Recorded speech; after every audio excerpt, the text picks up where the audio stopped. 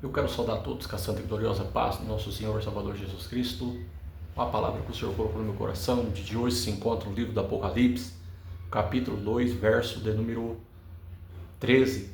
Apocalipse, capítulo 2, versículo de número 13, que diz assim: Sei onde habitas, que é onde está o trono de Satanás, e retens o meu nome, e não negaste a minha fé, ainda nos dias de Antipas, minha fiel testemunha, o qual foi morto entre vós, onde Satanás habita. Vou repetir: Apocalipse, capítulo 2, versículo de número 13, diz assim: Sei onde habitas, que é onde está o trono de Satanás, e retens o meu nome, e não negaste minha fé, ainda nos dias de Antipas, minha fiel testemunha, o qual foi morto entre vós, onde Satanás habitas. Diante desse texto, que irá falar sobre a igreja de Pérgamo, nós vemos aqui diante do contexto histórico da igreja de Pérgamo. Pérgamo era uma das cidades mais influentes da Ásia Menor. Era considerada um importante centro político, cultural e religioso do Império Romano. A cidade possui diversos templos dedicados a deuses pagãos e era um dos principais centros do culto ao imperador. A idolatria estava profundamente enraizada em sua cultura e os cristãos viviam diariamente sob intensa pressão para se conformarem aos costumes da sociedade ao seu redor. E nesse contexto que Jesus envia a sua carta à igreja de Pérgamo, diferente de Esmirna, que recebeu apenas encorajamento, Pérgamo recebeu elogios e também advertências. Cristo reconhece a fidelidade daquela igreja diante da perseguição, mas também confronta aquilo que estava sendo tolerado dentro dela. A carta à igreja de Pérgamo nos mostra que nem sempre o maior perigo vem da perseguição que está fora da igreja. Muitas vezes o maior perigo surge quando o erro começa a ser aceito dentro dela, quando a verdade começa a ser negociada.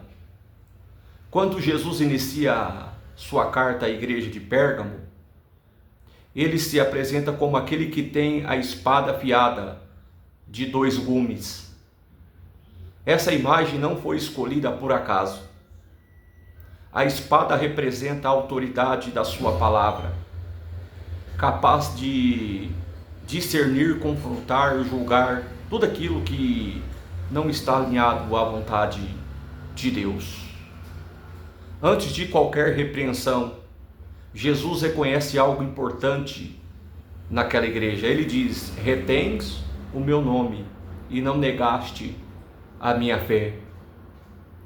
Mesmo vivendo em um ambiente extremamente hostil ao Evangelho, aqueles irmãos continuavam confessando Cristo. Eles não haviam abandonado a fé, permaneciam firmes mesmo em meio à pressão espiritual que os cercava.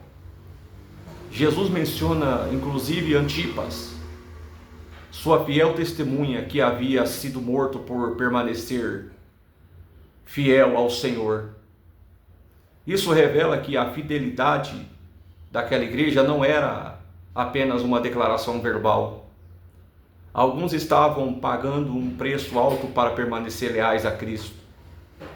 Entretanto, depois de elogio vem a advertência. O problema de Pérgamo não era a falta de fé. O problema era a tolerância ao erro. Pérgamo nos ensina que nem sempre o maior perigo é abandonar a verdade. Às vezes o maior perigo é continuar afirmando que acreditamos na verdade enquanto permitimos que outras vozes ocupem espaço ao lado dela. Foi exatamente isso que Jesus confrontou naquela igreja. Alguns dentro da igreja estavam permitindo influências que comprometiam a pureza da fé cristã, doutrinas equivocadas, concessões espirituais e práticas incompatíveis com a vontade de Deus. Começavam a encontrar espaço entre o povo. E era uma igreja que permanecia de pé diante da perseguição, mas corria risco de ser derrotada pelo comprometimento espiritual. E essa é uma das advertências mais atuais de todo o Apocalipse. Muitas vezes imaginamos que o maior perigo para a igreja é aquilo que vem de fora. Porém, a carta de Pérgamo nos ensina que o perigo também pode surgir quando começamos a fazer acordos com aquilo que Deus nunca aprovou. O inimigo nem sempre tenta destruir a verdade de uma vez. Muitas vezes ele tenta misturá-la. Ele tenta acrescentar pequenas concessões, pequenos desvios e pequenas adaptações que parecem inofensivas, mas que com o tempo afastam as pessoas da vontade de Deus. A verdade não precisa ser atualizada, a verdade não precisa ser adaptada, a verdade não precisa ser negociada, a verdade continua sendo a palavra de Deus. Por isso Cristo se apresenta com uma espada. A solução para uma igreja que começa a tolerar o erro e não é mais entretenimento, mais opinião humana, ou mais tendências passageiras. A solução continua sendo a palavra de Deus. Vivemos dias em que muitas pessoas querem um evangelho sem confronto, sem arrependimento e sem transformação. Há uma pressão crescente para que a igreja se adapte com os valores deste mundo. Enfrentando a mensagem de Pérgamos, nos lembra que a fidelidade de Cristo exige um compromisso com a verdade. O amor a Deus acolhe o pecador, mas a verdade de Deus transforma o pecador. Graça não significa aprovação do pecado. Misericórdia não significa concordância com o erro. Cristo continua chamando o seu povo ao arrependimento e à santidade. A igreja dos nossos dias enfrenta desafios semelhantes aos de Pérgamo. Talvez não estejamos cercados pelos mesmos tempos pagãos, mas continuamos vivendo em uma cultura que frequentemente tenta substituir a verdade de Deus por verdades humanas. Vivemos dias em que a verdade é frequentemente tratada como algo relativo. Muitos querem adaptar a palavra de Deus às preferências humanas, às tendências culturais e às opiniões do momento.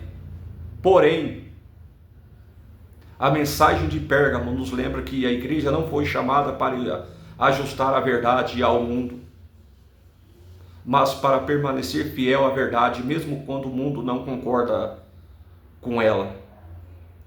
Jesus não chamou sua igreja para se parecer com o mundo. Ele chamou a sua igreja para ser luz em meio às trevas. Por isso o Senhor faz o chamado.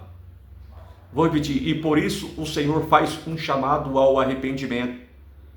Não porque desejava condenar aquela igreja, mas porque desejava preservá-la. Toda a correção de Cristo nasce do seu amor. O objetivo não era destruir Pérgamo, mas restaurá-la. A promessa aos vencedores encerra essa carta de forma extraordinária. Jesus declara que dará ao vencedor um maná escondido e uma pedra branca com um novo nome escrito, conhecido apenas por aquele que o recebe. A maior recompensa não estava na aprovação deste mundo, mas na comunhão, na aceitação e na identidade que somente Cristo pode oferecer. Talvez você esteja vivendo em um ambiente que pressiona a sua fé todos os dias. Talvez exista uma luta constante para permanecer firme naquilo que Deus o estabeleceu. A mensagem de Pérgamo nos lembra que vale a pena permanecer fiel à vontade, mesmo quando isso exige coragem. Cristo conhece aqueles que permanecem firmes e honra aqueles que não negociam aquilo que Ele declarou em sua palavra. Porque no final não serão aprovados aqueles que negociam a verdade para agradar o mundo, mas aqueles que permanecem fiéis à palavra de Deus até o fim. E se essa mensagem falou ao seu coração no dia de hoje, diga para você mesmo, e diante dessa palavra, que você venha dizer que o Senhor venha te alcançar pelas graças e pela misericórdia na qual nós estamos vivendo nesses últimos dias sobre a face da terra. Que o Senhor Jesus, com a sua graça infalível, venha nos confortar e venha nos alegrar nesses últimos dias na qual nós estamos vivendo sobre a face dessa terra. Fique com a graça e a paz do nosso Senhor e Salvador Jesus Cristo. Amém.